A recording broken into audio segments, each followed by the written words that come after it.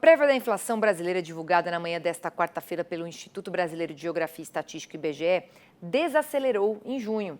No mês, o Índice Nacional de Preços ao Consumidor Amplo, o 15, ficou em 0,39%, abaixo do registrado em maio, quando o indicador subiu 0,44%. O resultado de junho foi puxado pelo grupo Alimentação e Bebidas, com alta de 0,98%. Já o setor de transportes ajudou a segurar o índice com uma queda de 0,23%. No acumulado de 2024, o IPCA 15 está em 2,52% e nos últimos 12 meses em 4,06%. E para repercutir esses dados que foram divulgados hoje, eu converso agora com o economista Caio Augusto, do Terraço Econômico. Boa tarde, Caio. Seja bem-vindo aqui ao Mercado e Companhia. Boa tarde, Priscila, e a todos que estão nos acompanhando aqui no Canal Rural. Olha, o Banco Central ele já sinalizou que não deve haver mais cortes na taxa de juros esse ano. O resultado da prévia da inflação divulgado hoje, você acha que reforça essa postura? Na verdade, sim, reforça, porque se essa inflação, por um lado, desacelera e a gente tem alguns dados um pouco mais pontuais, reajuste plano de saúde, alguns efeitos do Rio Grande do Sul, dessa catástrofe climática que a gente está acompanhando, começam finalmente a entrar na inflação. Se por um lado temos alguns efeitos pontuais, por outro, em 12 meses a gente tem a inflação chegando no teto da meta. A meta é de 3,25% e o teto é de 4,5%. Então, quanto mais se distancia da meta, mais as expectativas futuras ficam depreciadas, por assim dizer, mais complicado fica. Ainda há, de fato, espaço para continuar ciclo de cortes, só que o Banco Central, de maneira cautelosa e, a meu ver, acertada, está esperando alguns outros dados para verificar se dá para seguir adiante mesmo. E pensando no agronegócio, quais são as principais dificuldades, na sua opinião, que decorrem da inflação e juros altos também? Queria que você falasse. Isso deve se refletir também no plano safra? O que você acha que vai acontecer?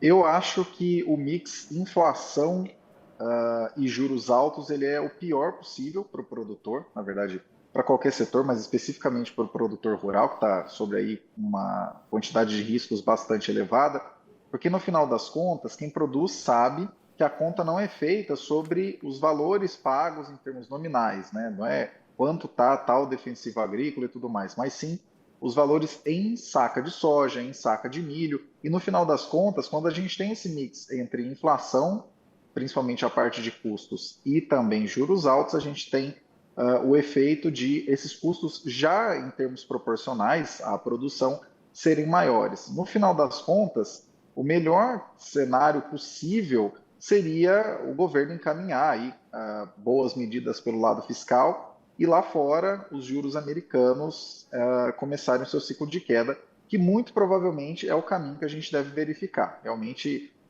todas as sinalizações dadas do juro americano até então são de ainda não começamos o ciclo de cortes, mas o juro estrutural nos Estados Unidos está sendo estimado em cerca de 3%. Nos próximos anos, saindo da faixa atual de 5,25 para 5,5 e rumando para isso dá um fôlego para a gente conseguir reduzir aqui a Selic. Mas sem fazer a lição de casa pelo lado fiscal, realmente não tem como fazer isso. Agora, na sua avaliação, Caio, quais medidas adicionais o governo poderia tomar para controlar essa inflação sem prejudicar o nosso crescimento econômico? Na verdade, duas são bem pontuais e fariam bastante diferença. A primeira seria escolher para a próxima presidência do Banco Central alguém com capacidade técnica de fato, como de fato foram escolhidas aí as 4 diretorias durante esse governo, foram escolhidos de maneira técnica. Ter isso geraria uma calma no termômetro juros da economia e, por outro lado, também indicar de maneira mais crível quanto possível as medidas para o lado fiscal. Se a gente for parar para pensar, do ano passado para cá, a gente verificou que a arrecadação conseguiu ser movida a despeito de qualquer reclame setorial. A arrecadação de fato aumentou aí mais de 8% em termos reais do ano passado para cá. agora é hora do governo colocar em prática cortes de despesas.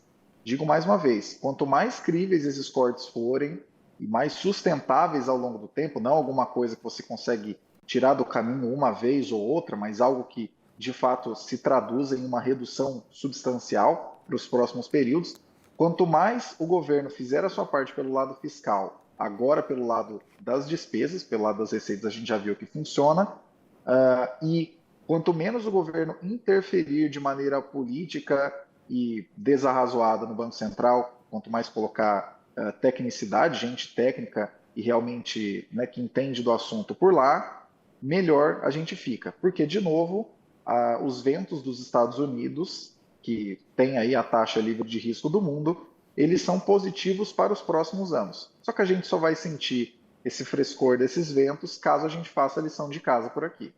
Tá certo, Caio. Obrigada aqui pela sua análise. Uma boa tarde para você e até uma próxima oportunidade.